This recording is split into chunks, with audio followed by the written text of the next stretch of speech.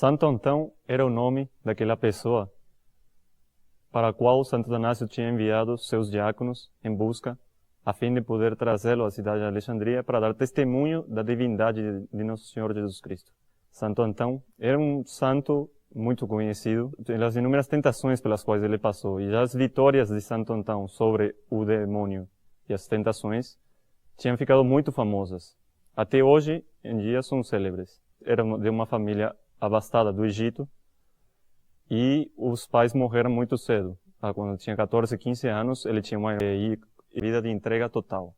Eu vou, a partir de agora, abandonar tudo e vou me dedicar a uma vida inteiramente entregue nas mãos dele e no Senhor Jesus Cristo. Nesse tempo que ele estava passando no deserto, por uma vida de ascese, de rigorosa penitência, de privações muito grandes, era minha ruptura completa, total com o mundo.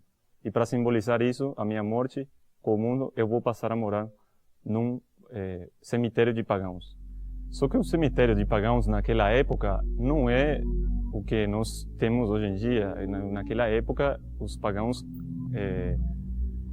adoravam muitíssimos deuses. E o cemitério de pagãos, muitas vezes, estava habitado por muitos demônios. E é o que, de fato, ele constatou. Ele chegando lá, continuou levando uma vida de asceses. E ele apenas tinha pedido para um beduíno que levasse pão e água todos os dias para ele, para poder comer todos os dias isso, apenas pão e água.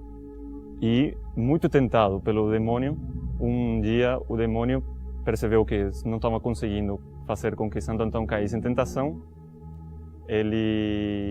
O demônio começou a espancá-lo, literalmente. Mesmo assim, Santo Antão não sucumbiu, mas desfaleceu lá dentro do cemitério, perdeu a consciência e ficou prostrado no chão pelo espancamento do demônio.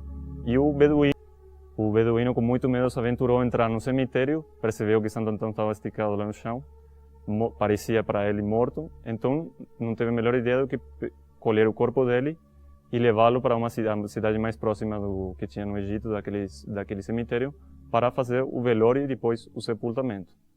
Naquela época os velórios demoravam um pouco mais, e todos os presentes adormeceram. E Santo Antão estava lá no caixão dele.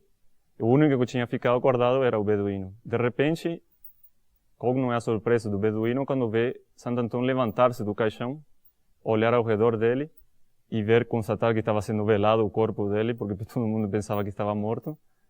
E Santo Antão olha para o beduíno e diz: vamos nos retirar de volta para o cemitério. E o beduíno fica totalmente pasmo, surpreso pela reação de Santo Antão, mas só acabou de sair de uma luta ferrenha contra o demônio, o deixou assim tendido no chão, quase morto. Você vai voltar para lá, não tem nem forças para isso.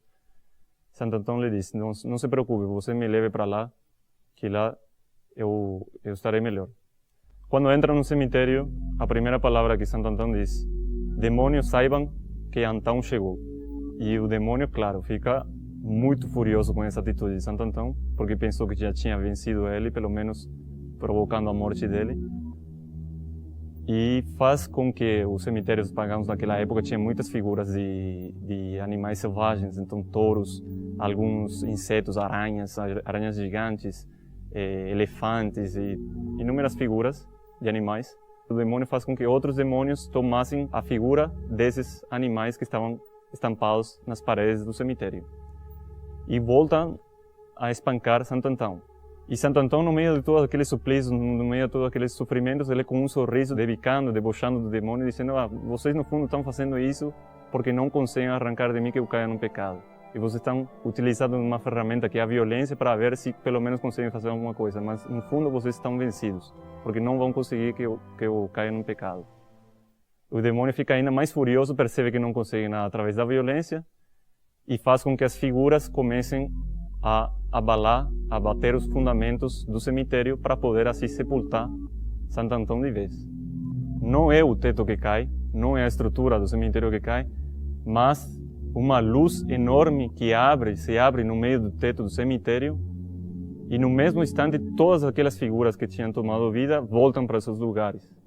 E no meio daquela luz aparece o próprio Nosso Senhor Jesus Cristo para Santo Antão. E Santo Antão se pergunta: mas Senhor, onde estavas durante todo esse tempo? E Nosso Senhor Jesus Cristo responde para ele: eu estava dentro de ti, lutando e combatendo por ti, para que tu não desfalecesses. E Santo Antão fica maravilhado com aquela visão. Ele teve uma experiência viva de Nosso Senhor Jesus Cristo, um testemunho. A partir daí se tornou um testemunho vivo de Nosso Senhor Jesus Cristo. Ele tinha visto a própria divindade de Nosso Senhor Jesus Cristo. Ele tinha visto o próprio Nosso Senhor Jesus Cristo.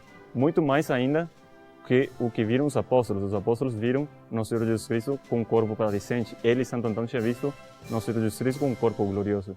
E aquilo para Santo Antão foi uma graça especial que o iluminou durante o resto de toda a sua vida. E a partir daí a vida espiritual de Santo Antão tomou outro rumo. E começou a admirar a Nosso Senhor Jesus Cristo muito mais pelo lado do amor do que pelo temor.